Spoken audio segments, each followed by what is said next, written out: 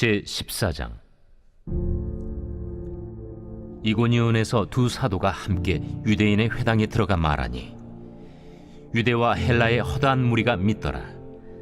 그러나 순종하지 아니하는 유대인들이 이방인들의 마음을 선동하여 형제들에게 악감을 품게 하거늘 두 사도가 오래 있어 주를 힘입어 담대히 말하니 주께서 그들의 손으로 표적과 기사를 행하게 하여 주사 자기 은혜의 말씀을 증언하시니 그 시내의 무리가 나뉘어 유대인을 따르는 자도 있고 두 사도를 따르는 자도 있는지라.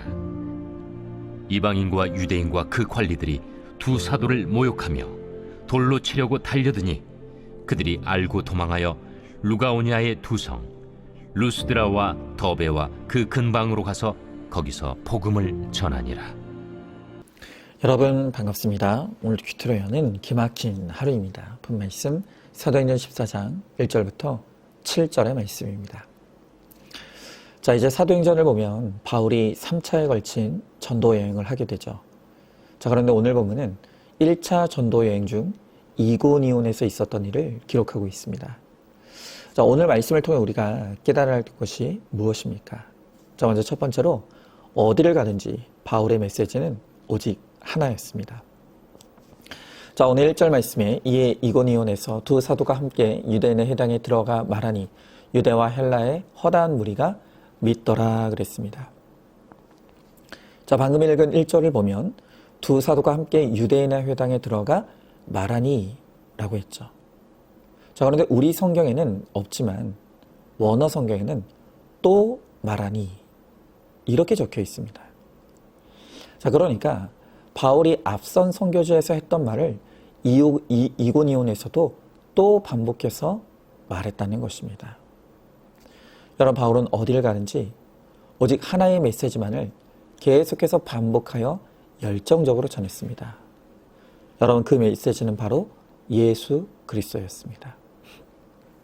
사도 바울은 죽음이 내게 찾아온다 할지라도 내 명예를 박탈해가고 내 건강을 박탈해가고 내 인생을 박탈해 간다 할지라도 그가 전해야 될 하나의 메시지가 있었습니다. 그분은 예수 그리스도입니다. 고린도전서 2장 2절에서 사도 바울이 이렇게 말한 적이 있습니다. 내가 너희 중에 예수 그리스도와 그가 십자가에 못 박히신 것 외에는 아무것도 알지 아니하기로 작정하였습니다. 또 갈라디아서 6장 14절에서는 이렇게 말합니다. 그러나 내게는 우리 주 예수 그리스도의 십자가 외에 결코 자랑할 것이 없으니. 여러분, 바울을 한마디로 정의하라고 한다면 바울은 예수에 미친 사람이었습니다. 그는 원래 학벌이 뛰어났고 학문에 능통한 사람이었습니다. 그의 머리는 세상 지식으로 가득 있었습니다. 그랬던 그가 다메섹 도상에서 부활하신 예수님을 만나게 되었을 때 그는 예수를 아는 지식이 가장 귀한 것임을 깨닫게 되었습니다. 그래서 그는 그 이후로 예수만 알기로 작정했고 예수만 자랑하기로 결단했고 어디를 가든지 예수 그리스도의 십자가의 복음을 증거하기 시작한 것입니다. 여러분, 오늘 우리는 이 바울의 예수 그리스도에 대한 고백을 보면서 지금 우리 시대의 교회와 강단이 얼마나 타락해 있는지를 반드시 깨달아야 합니다. 지금 전하는 자도 듣는 자도 이 십자가의 복음이 뻔하다고 생각합니다. 다 안다고 생각합니다. 또 그 이야기를 한다고 지루해합니다. 그러면서 강단에서 이 십자가의 복음이 점점 사라지고 그 대신 그 자리를 세상의 학문과 철학 그리고 처세술과 성공 스토리가 채우고 있습니다. 여러분, 바울은 이미 시대가 가면 갈수록 이 예수의 복음이 변질될 것이라는 것을 알았습니다. 그래서 그는 예수 그리스도의 십자가 복음 외에 다른 복음은 없다고, 다른 복음을 강단에서 선포하면 안 된다고 경고하는 것입니다. 갈라디아서 1장 7절의 말씀에 다른 복음은 없나니 다만 어떤 사람들이 너희를 교란하여 그리스도의 복음을 변하게 하려 함이라 그랬습니다. 여러분, 지금 바울이 경고했던 이 말씀이 이미 우리의 삶에 이루어지고 있습니다. 다른 복음이 교회 안에서 선포되어지고 있습니다. 좀 그리스도의 복음을 변하게 하는 그런 변질된 복음들이 넘쳐나는 것입니다. 여러분, 그런 의미에서 오늘 우리가 반드시 짚고 넘어가야 될 문제가 있습니다. 현재 지금 우리나라는 정치 대립과 그로 인한 국민 분열이 너무나 극심한 상황입니다. 자, 그런데 언제부턴가 교회 안에 세상의 정치 구호와 이 정치 논리가 급속하게 스며들기 시작했습니다. 그러면서 심지어 지금 목회자들 가운데 소위 말하는 정치 설교를 하는 사람들이 생겨나기 시작하는 것입니다. 제가 언젠가 어떤 목사님의 설교 영상을 보게 되었습니다. 그런데 그 설교의 제목을 보고 너무 놀랐습니다. 여러분, 그 설교의 영상의 제목이 무엇인가 하면 한 정치인의 이름을 넣어서 땡땡땡이 죽어야 대한민국이 산다. 여러분, 제가 거짓말하는 게 아니라 이게 설교 제목이었습니다. 아니나 다를까 그 설교를 들어보니까 설교 내내 그 정치인을 비판하고 대한민국이 살려면 그 정치인이 없어져야 된다는 너무나 신랄한 비난의 내용들이었습니다. 여러분, 제가 그 설교를 들으면서 너무 괴롭고 고통스러웠습니다. 물론 목회자도 정치적인 입장이 있을 수 있습니다. 그것에 대해 지인들과 의견도 나눌 수 있고요. 정말 100번 양보해서 거리에 나가 자기 의견을 외칠 수도 있다고 생각합니다. 그러나 하나님께서 교회 안에서 목사에게 전하라고 하시는 복음은 오직 하나입니다. 예수 그리스도의 십자가의 복음입니다. 바울은 분명히 말했습니다. 다른 복음은 없다. 여러분, 교회의 존재 이유는 예수 그리스도와 구원입니다. 그리고 목회자가 강단에서 한 주도 빠짐없이 날마다 외쳐야 될 이름이 바로 예수 그리스도입니다. 여러분, 목사는 결코 다른 복음을 전하면 안 됩니다. 물론 나라가 중요하고 민족도 중요합니다. 민주주의도 중요합니다. 제가 그것이 중요하지 않다고 얘기하는 것이 아닙니다. 그러나 그 어떤 것도 예수보다 중요하진 않습니다. 십자가의 복음보다 더 가치 있는 것은 없습니다. 왜 그렇습니까? 이 예수 그리스도의 복음으로만 구원을 얻을 수 있기 때문입니다. 여러분, 오늘 말씀을 보니까 이 예수 그리스도의 복음으로 말미암아 유대와 헬라의 허다한 무리가 믿었다고 했습니다. 이 복음을 통해 구원이 일어난 것입니다. 여러분, 예수 그리스도의 십자가의 복음이 왜 중요한지 아시겠습니까? 오직 이 복음만이 한 영혼을 구원할 수 있기 때문입니다. 그리고 이 복음을 듣지 않으면 아무도 구원을 받을 수 없습니다. 여러분, 예를 들어 한번 생각해 보시기 바랍니다. 어떠한 한 사람이 난생 처음 교회에 오게 되었습니다. 그런데 그 사람이 그 예배를 드린 후 몇 분 후에 안타깝게 죽고 말았습니다. 자, 그러니까 그 사람에게는 그날 그 예배가 처음이자 마지막 예배였던 것입니다. 그런데 그날 그가 참여한 그 예배에서 목사가 정치 설교를 하나 예수의 복음을 전하지 못해서 그 사람이 구원받지 못한 채 죽어 지옥에 갔습니다. 자, 그렇다면 그 책임은 과연 누구에게 있는 것일까요? 예수 복음이 아닌 다른 복음을 전한 바로 그 목회자에게 하나님은 무서운 책임을 물으실 것입니다. 여러분, 어떤 이유 여하를 막론하고 교회는 또 목사는 예수 그리스도의 복음을 선포해야 됩니다. 바울은 또 그 말을 했다고 했습니다. 어디를 가든지 그가 외쳤던 복음은 예수 복음뿐이었습니다. 하나님이 교회에 맡기신 복음은 이것 말고는 없습니다. 다른 복음 전하면 안 됩니다. 여러분, 교회가 이 복음을 바르게 전하고 가르치면 나머지는 하나님이 책임져 주십니다. 우리에게 이 분명한 믿음이 있어야만 합니다. 자, 한번 질문해 봅니다. 복음의 내용을 알고 있습니까? 내가 듣고 싶어하는 복음은 어떤 복음입니까? 예수 복음이 아닌 다른 복음에 귀를 기울이고 있지는 않습니까? 오늘도 내일도 죽는 그날까지 내가 들어야 될 복음은 오직 예수 복음뿐임을 알고 있습니까? 이 복음을 듣든지 전하든지 둘 중에 하나를 하시기 바랍니다. 자, 두 번째로 사람의 영을 객관적으로 분별해야 합니다. 자, 오늘 2절의 말씀에 보니까 그러나 순종하지 아니하는 유대인들이 이방인들의 마음을 선동하여 형제들에게 악감을 품게 하거늘 그랬습니다. 자, 오늘 1절에서 바울이 이고니온에서 복음을 전할 때 유대와 헬라의 허다한 무리가 믿었다고 했습니다. 그런데 곧바로 이어지는 2절을 보면 똑같은 복음을 들었는데 정반대로 그 복음을 거부하고 핍박하며 불순종하는 자들이 있었다는 것입니다. 여러분, 예수님의 십자가도 마찬가지죠. 예수님이 십자가에 달리셨을 때 양옆에 강도들이 있었습니다. 그런데 한 강도는 주여 주님의 날에 나를 기억하여 주시옵소서 이렇게 말했습니다. 그런데 또 한편의 강도는 뭐라고 말했습니까?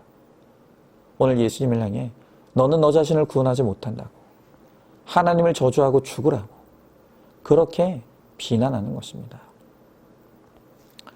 여러분이 어떻게 이렇게 똑같은 예수의 복음을 듣는데 반응이 이렇게 다를 수가 있습니까? 여러분, 복음에 대해 부정적인 반응을 보이는 사람들은 도대체 어떤 사람들입니까? 여러분, 바로 그 힌트가 2절에 나와 있습니다. 2절의 말씀을 다시 보시면 그러나 순종치 아니하는 유대인들이 그랬습니다. 이 유대인들은 복음을 듣기 전에 이미 그 마음이 불순종의 영으로 가득 차 있었다는 뜻입니다. 여러분, 하나님의 말씀을 거부하고 하나님을 거부하는 그 사람의 심령의 깊은 곳에는 이미 마귀의 명, 불순종의 영, 거역의 영이 자리 잡고 있는 것입니다. 그들의 마음은 이미 삐뚤어져 있습니다. 무슨 일을 하든지 반항하는 것입니다. 무슨 일이든지 거역하는 것입니다. 왜요? 그 사람 안에 불순종의 영이 있기 때문입니다. 여러분, 복음이 선포되는 곳에는 그 사람의 영이 어떠한지가 다 드러납니다. 예수의 영이 그 안에 함께하는 사람은 복음이 선포되면 그 복음을 거부하지 않고 믿습니다. 그 복음에 굴복하고 순종합니다. 그러나 마귀의 영, 이 불순종의 영이 그 속에 있는 사람은 복음을 들으면 딱 싫습니다. 거부감이 들고 저주하고 괴로워하는 것입니다. 여러분, 한 사람의 이 영적 상태는 평소에는 드러나지 않습니다. 심지어 평소에는 자상한 남편이고 말 잘 듣는 자녀이고 아주 점잖은 이웃일 수 있습니다. 인간적으로 보면 더할 나위 없이 좋은 사람이고 착한 사람입니다. 그런데 그런 그들이 복음을 전하면 심한 거부감을 드러내고 심지어 나를 멀리하고 미워하기까지 합니다. 자, 왜 이런 일이 일어납니까? 그들의 영이 마귀의 영, 불순종의 영이기 때문입니다. 여러분, 그러므로 사람은 겉으로만 보고 판단하면 안 됩니다. 그 사람의 속 사람의 영을 반드시 객관적으로 분별하고 판단해야 됩니다. 아직 성품이 다듬어지지 않고 말이 좀 거칠 수 있어도 복음을 들을 때 그 복음을 믿고 받아들이는 사람은 택자입니다. 그는 구원받은 하나님의 자녀입니다. 그러나 인간적으로 아무리 나를 사랑해주는 배우자고 말 잘 듣는 효자이고 예의 바른 이웃이라 할지라도 복음 앞에서 거부감과 적대감을 드러낸다면 그는 하나님의 원수이고 마귀의 자녀이며 지옥의 백성이라는 것을 알아야 합니다. 여러분, 저는 오늘 여러분들에게 이 불순종의 영이 없게 되기를 바랍니다. 저는 여러분들에게 거부하는 영이 없게 되기를 바라고요. 저는 여러분들에게 비판하고 꼬는 영이 없게 되기를 바랍니다. 오직 말씀대로 믿고 말씀대로 살고 말씀대로 누리는 예수의 영, 성령의 영의 사람들이 될 수 있기를 간절히 바랍니다. 그리고 이제는 내가 사랑하는 사람들의 영을 분별하고 객관해야 합니다. 여러분, 그들이 평소에 어떤 사람인가? 그들이 나에게 어떻게 대하는가? 그게 중요한 게 아닙니다. 그들이 하나님과 그분의 말씀 앞에 어떻게 반응하느냐, 이게 바로 그들의 영의 본질입니다. 나를 아무리 사랑하고 잘해줘도 하나님을 거부하고 하나님을 저주하며 또 말씀에 불순종한다면 그는 마귀의 영에 속한 사람입니다. 그렇다면 그들을 애통히 여기고 불쌍히 여겨야 합니다. 그들의 구원을 얻고 생명을 건 기도를 해야 합니다. 그래야 그들도 믿는 무리에 속하여 구원을 얻도록 돕고 섬기는 우리 모두가 될 수 있기를 간절히 소망합니다. 자, 질문해 봅니다. 나는 말씀에 순종합니까? 불순종합니까? 인간적으로 착하고 좋은 사람이라도 말씀을 거부하고 불순종하는 자는 마귀의 영에 속한 자라는 것을 깨닫고 있습니까? 내 가족의 영을 객관적으로 분별합니까? 여전히 불순종의 영 가운데 있는 내 가족들이 구원받도록 목숨 걸고 기도하시기 바랍니다. 자, 오늘도 10월 10일 보석 상자입니다. 가난한 사람들과 함께하는 것보다 더 위대한 사명은 오늘 내 옆에 사람을 섬기며 구원으로 인도하는 것입니다. 아멘. 우리 함께 기도하겠습니다. 하나님 감사합니다. 오늘 주님께서 이 말씀을 통해 바울이 또 그 말을 하였다고 말씀하십니다. 바울은 어디 갔든지 이 예수의 복음을 전했습니다. 그는 예수에 미쳤고 예수를 사랑했고 이 예수의 복음을 어디를 가든지 자랑하고 외쳤습니다. 그래야 그가 많은 영혼들을 구원하는 추수의 사명을 감당하였다고 말씀하십니다. 주님, 오늘 우리도 정말 이 예수 그리스도의 복음이 오직 우리에게 주신 생명의 복음인 것을 알고 믿게 하시며 이 복음을 자랑하고 이 복음을 전하며 또 이 복음 때문에 핍박도 감당할 수 있는 믿음을 허락하여 주시옵소서. 특별히 오늘도 우리의 사랑하는 가족과 이웃들 가운데 이 복음을 거부하는 마귀의 영에 속한 자들이 있습니다. 하나님, 그들을 불쌍히 여겨주시고 그들도 말씀이 들리는 은혜를 허락하여 주셔서 예수의 복음을 듣고 구원받을 수 있도록 우리가 바로 그 통로가 될 수 있도록 주님 우리와 함께하여 주시옵소서. 믿사함의 사랑이 많으신 우리 예수님 이름 받들어 기도드리옵나이다. 아멘. 오늘도 큐티로 기막힌 하루를 살아내는 하늘가족 공동체 우리 모든 성도님 되시기를 주님 이름으로 축복합니다.